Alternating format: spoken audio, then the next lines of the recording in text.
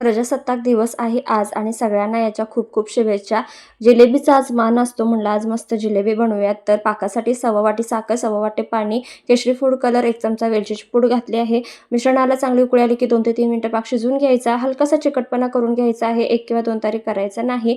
त्यानंतर बॅटरसाठी 1 वाटी मैदा, चिमूटभर मीठ, 1 चमचा तूप आणि 1 चमचाभर इनो घालायचा आहे. मिश्रण थोडं थोडं पाणी घालत चांगलं मिक्स करून घ्यायचं अशी कन्सिस्टन्सी येईपर्यंत.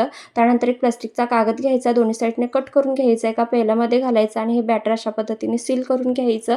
खाली छिद्र पाडायचं आणि मस्त तेलामध्ये हे जे बॅटर आहे ते गाळून जिलेबी गाळून आपल्या ह्या तयार करून घ्यायच्या आहेत आणि दोन्ही साईडने मस्त भाजून घ्यायच्या आणि गरमागरम जिलेब्या या पटकन पाकामध्ये घालायच्या आहेत. पाक कोमट असला पाहिजे आणि लगेचच आपल्या या जिलेब्या तयार होतात. झटपट अगदी 15 मिनिटांमध्ये मस्त रसरशीत आणि कुरकुरीत जिलेबी तयार होते. वाट कसली पाहताय? पटकन सबस्क्राईब करा, लाईक करा आणि कमेंट करायला विसरू नका.